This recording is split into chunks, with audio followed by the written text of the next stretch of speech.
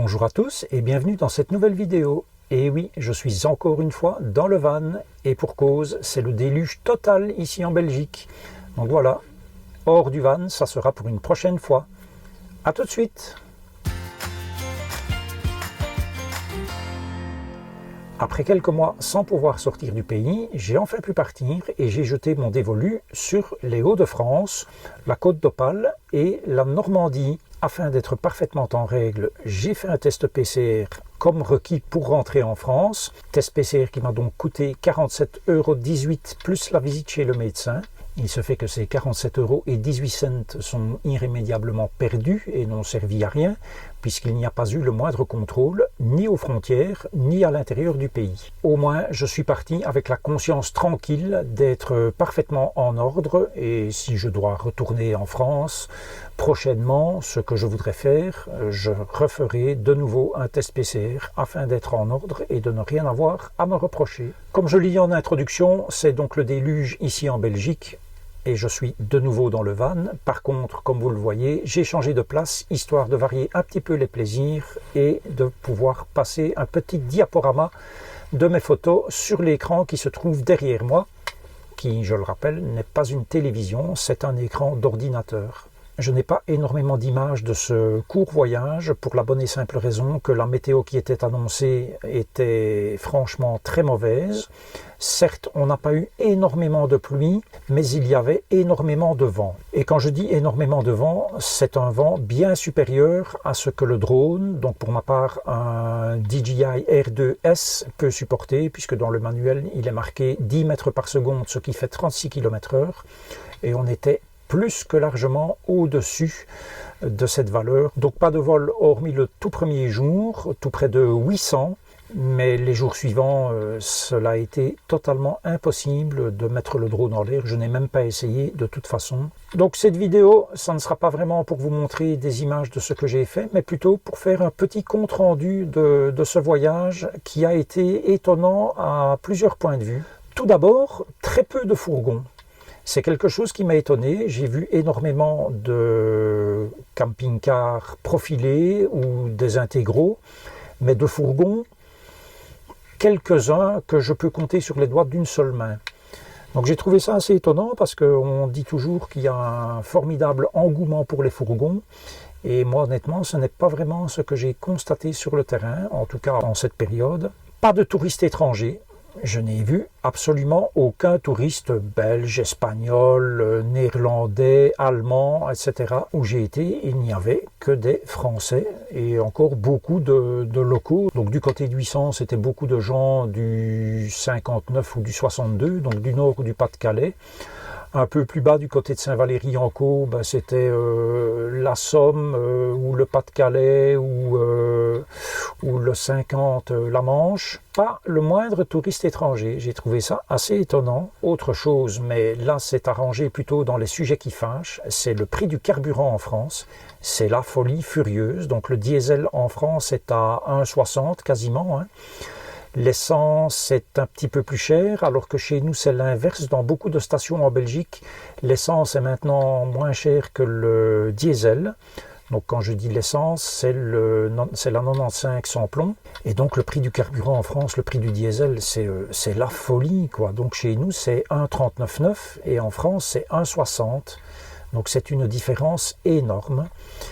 Alors bien sûr, sur des plus grands trajets, ma consommation, je l'ai vu tout de suite, elle a chuté par rapport à ma consommation quand je reste ici en Belgique. Et elle a d'autant plus chuté que l'état des routes en France est quand même tout autre que ce que nous avons chez nous en Belgique, où nous sommes classés derrière le Tadjikistan. C'est tout dire. Et puis le point qui fâche grandement, c'est les barres de hauteur. Il y en a absolument partout. Partout où j'ai été, il y a des barres de hauteur. À croire qu'en France, les barres de hauteur ont été achetées par cargaison entière et ça a manifestement beaucoup mieux fonctionné l'achat des barres de hauteur que l'achat des vaccins, hein, entre nous soit dit. On ne peut plus aller nulle part, on est rejeté partout. Alors, il y a des endroits où on a des alternatives pour les camping-cars. Je prends par exemple le Cap Griné. Vous avez 4 ou 5 parkings qui se suivent, qui sont réservés aux voitures. Il y a une barre de hauteur à 2,20 m, je pense. Et puis, Au bout, il y a un parking réservé aux camping-cars où il est bien stipulé qu'il est interdit de dormir. Bien évidemment, comme si ça pouvait gêner. Enfin, soit c'est un autre problème. Il y a par contre des sites comme à Sotteville où là, il n'y a absolument aucune alternative. Et donc, moi je voulais visiter des vestiges de la guerre. Parking du Canon. Vous pouvez chercher sur Google Maps, vous allez le trouver. Et en prenant la vue Google Street View, vous allez voir la barre de hauteur et il n'y a pas d'alternative sauf à se garer bien plus loin et marcher. Chose que je n'ai pas faite. Et toutes ces barres de hauteur sont bien évidemment illégales, sauf une, celle que j'ai vue à Dieppe, au début d'une côte. C'est une barre de hauteur donc en plein milieu de la route à 4,30 m. Et donc à 4,30 m, cette barre de hauteur indique obligatoirement qu'il y a un obstacle plus loin. Donc celle-là, parfait, rien à dire, mais toutes les autres sont des barres de hauteur illégales placées par des maires totalement hors la loi. Voilà, je n'ai pas d'autres mots, tous ces maires sont des hors la loi, ni plus ni moins. Alors certains diront, oui, mais dans les arrêtés municipaux, il y a les explications des interdictions.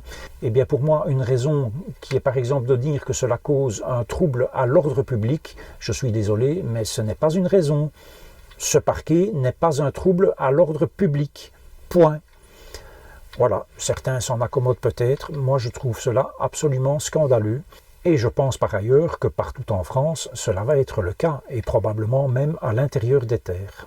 Donc très grosse déception concernant ce point. Les spots nature que vous pouvez trouver par exemple sur Park4Night, donc sur Park4Night c'est représenté par un petit sapin, eh bien les spots nature j'en ai fait 2, et franchement les 2 que j'ai fait, il y avait le phare d'Ailly. Pas terrible du tout, c'est un phare qui est supposé être restauré dans le courant 2021. Bon, franchement, je ne me suis pas senti à l'aise là, c'était encaissé dans les arbres.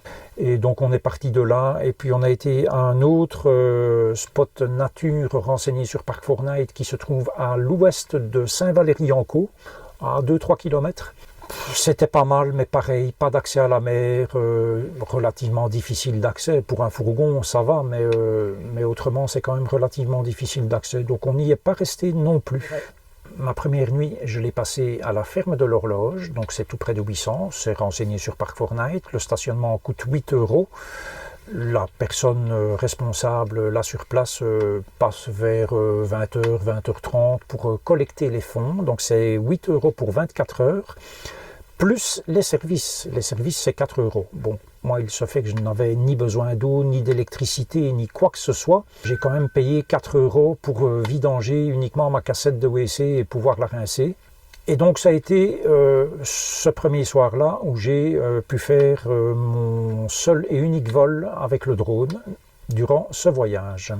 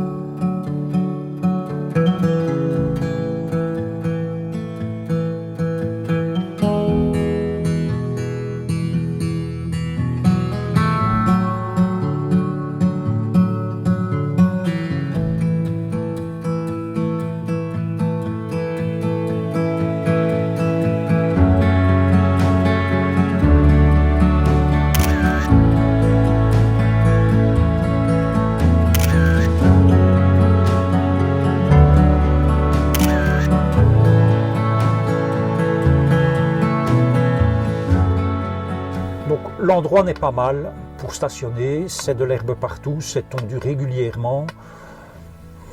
Voilà, ce n'est pas le spot de rêve bien évidemment. On voit Douvres au loin, on voit les bateaux qui passent également, entre Douvres et Calais je présume, et voilà, c'est pas mal mais sans plus, hein. Ce n'est pas le spot magique comme on peut en voir sur Instagram bien évidemment. Le lendemain matin, j'ai été au Cap Griné. Au Cap Griné, on peut stationner gratuitement, sans problème. Maintenant, il n'y a pas, à partir du Cap Griné, d'accès direct à la plage, puisque tout maintenant est balisé. Vous devez vraiment rester dans les clous. Alors, bien évidemment, ces sites qui accueillent énormément de visiteurs, je comprends bien que ça doit être balisé pour que ça ne devienne pas du grand n'importe quoi. Après, je voulais aller quand même en bord de mer, et puis, pareil, cela a été impossible avec le van, parce que barre de hauteur, interdiction à gauche, à droite. Et donc, j'ai fait 100 et je me suis dirigé un petit peu plus bas. Un petit peu plus bas, c'est quand même pas mal plus bas, hein, c'est Saint-Valery-en-Caux. J'ai d'abord été au petit spot nature qui est renseigné sur Park4Night. Bon, qui n'est pas mal, mais comme je l'ai dit, qui n'offre pas d'accès à la mer, puisqu'il y a des champs qui sont cultivés, et moi je m'interdis de rentrer dans un champ cultivé. C'est une propriété. J'ai travaillé dans une ferme quand j'étais jeune, et je sais ce que c'est que le respect des cultures. Et puis, c'était pas si bien que ça comme spot. Peut-être s'il avait fait meilleur, ça aurait été pas mal. Mais en l'occurrence, ce n'était pas le cas. Il était de toute façon interdit de voler, là, hein, pour le drone aussi. Donc moi, je cherche quand même en général des endroits où je peux voler avec le drone. Et donc finalement, on s'est rabattu sur l'aire de Saint-Valery-en-Caux, qui n'était rempli qu'à moitié, je vais dire. Hein. Donc il y a 2 parkings, un dans ce sens-là et un qui est comme ça, donc tout près de la mer, vraiment à côté de la mer. Pour le coup, et on y était pas mal. Il y avait une dizaine de véhicules, pas plus. Stationnement 9 € pour 24 heures, sans les services. Donc le lendemain matin, j'ai refait ma vidange de cassettes sur place. Alors oui, vidange quasiment tous les jours, puisque j'étais avec ma compagne. Et donc à 2, en un jour, la cassette, quasiment un jour et demi, la cassette est pleine.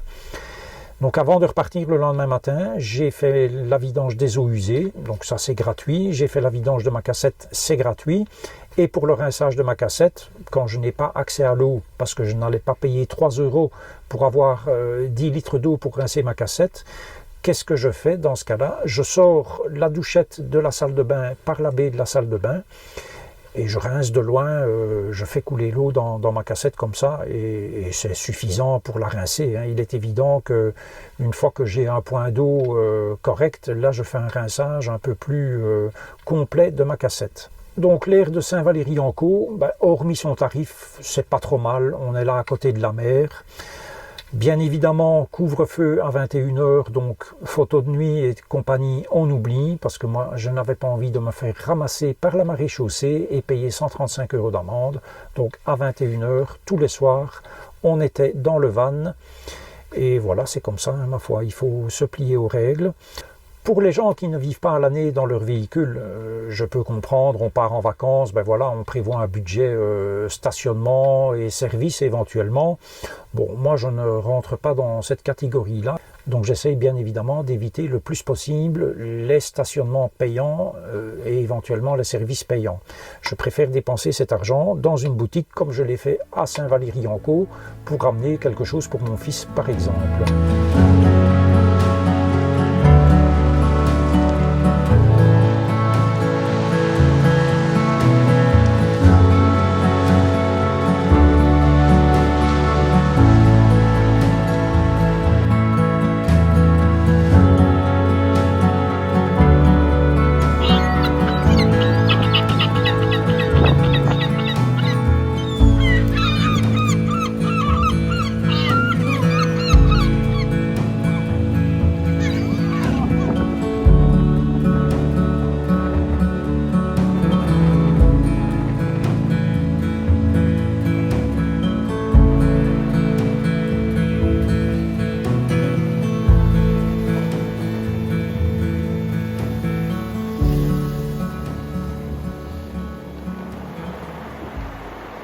De Saint-Valery-en-Caux, nous sommes remontés vers le nord et nous avons fait une halte à Stella-Plage. Alors Stella-Plage, c'est vraiment une ville fantôme, on se croirait dans un film d'horreur style de zombie, puisqu'il n'y a pas de touristes pour le moment et tous ces immeubles sont vides, avec les volets fermés. C'est franchement pas très joli à voir. Alors, certains mentionnent que des files de camping-cars le long du littoral, c'est une pollution visuelle. Eh bien, tous ces immeubles qui sont vides, hors saison, en matière de pollution visuelle, je pense qu'on ne fait pas mieux hein, pour amocher le littoral. Voilà, Ardelot-Plage, là, il y avait quand même un peu plus d'activité, pas mal de monde. puisqu'on a été jusqu'à Ardelot-Plage aussi. Mais Stella-Plage, c'est très bof-bof, hormis ces magnifiques petites cabines colorées que vous venez de voir. Et alors, le méga problème de l'aire de Stella-Plage, c'est qu'elle se situe entre deux dunes. Donc, je vous montre les photos. Et quand il y a grand vent, ça devient problématique. Ce jour-là, il faisait bien évidemment grand soleil, pas très chaud dehors, mais grand soleil quand même, beaucoup de vent. Et qui dit grand soleil, même quand la température est relativement basse à l'extérieur, il y avait quasiment 30 degrés dans le van. Le vent venait de là, donc côté conducteur. Donc là, il n'y a pas d'ouverture, je vais dire, hormis l'éjection des gaz d'échappement du trou-mât et la prise d'air du trou-mât. Et le vent, quand il passe de l'autre côté du véhicule, il fait un remous. Et une fois qu'on ouvrait la porte latérale un tout petit peu, eh bien, le sable rentrait à la vitesse grand V. Bon, j'ai fait ce que j'ai pu tant bien que mal, et le soir, il s'est mis à pleuvoir. Alors, je vous montre la photo que j'ai prise après la pluie. Donc, le sable et la pluie, je peux vous garantir que ça faisait une tambouille pas possible, qui collait. Et puis, j'ai filmé le toit. Donc, les endroits du littoral où il y a du sable, je pense que je n'y mettrai plus les pieds, sauf vraiment à ne pas avoir le choix. À mon retour, on a passé 6 heures à 2, donc avec ma compagne, pour faire l'intégralité du van. J'ai également ouvert le capot moteur afin de pouvoir aspirer tout le sable qui s'y trouvait également. Après Stella-Plage, passage par Ardelot-Plage. Alors, la municipalité d'Ardelot-Plage a mis à disposition une espèce de terrain qui fait office de parking pour les camping-cars. Aucun service, pas de vidange, pas d'eau, il y a juste des poubelles. Je pense que c'est un terrain qui a été improvisé parce qu'à côté se trouve plus ou moins le même terrain, mais avec un tas de sable, de gravier, etc. Mais c'est gratuit, donc j'ai fait avec. On ne peut pas non plus vouloir le Pérou sans rien payer, hein, ça je suis bien d'accord. Ardelot-Plage, beaucoup de monde, beaucoup de promeneurs, beaucoup de gens masqués, quasiment que des gens masqués. Donc je pense que vous, en France, maintenant, vous êtes vraiment conditionnés au masque. D'ailleurs, on vous regarde de travers quand vous n'en avez pas, même à l'extérieur. Hein. Beaucoup de kitesurfers, beaucoup de promeneurs, donc des gens qui viennent promener leurs chiens. Donc c'était un peu plus animé que Stella-Plage, qui était quand même relativement désertique, même si l'aire de service de Stella-Plage était complète. Hein. Aire de service gratuite, hein. Uniquement les services qui sont payants, mais l'aire de service à Stella-Plage est gratuite. Bon, après, vous devez payer pour faire enlever tout le sable qu'il y a dans votre véhicule. Hein. Donc, voilà, je ne sais pas ce qui est le mieux. Et puis, ma foi, retour dans mon plat pays qui n'est pas si plat que ça ici en Ardennes. J'ai croisé, alors ça, c'était assez étonnant. C'est le seul que j'ai croisé depuis que j'ai mon van. J'ai croisé un V594 Max édition Anniversary du côté de Pont-de-Brique. Voilà, c'est ça, à Pont-de-Brique. Ah, un Anniversary. Traversez le rond-point et prenez la deuxième sortie, puis dirigez-vous vers la gauche. Avec un coffre de toile. Je me suis exclamé, oh, un anniversary, voilà, tellement j'étais étonné d'en voir un. Je ne sais pas qui c'est un Max, ça c'est certain, parce que je l'ai vu sur la dashcam par après, avec un grand coffre sur le toit. C'était assez gac de croiser ce véhicule. Si le monsieur voit cette vidéo, eh bien, je le salue. Je salue également Stéphane de la chaîne Fourgon Maurice, puisque j'étais manifestement dans sa région, m'a-t-il dit. Salut à toi Stéphane.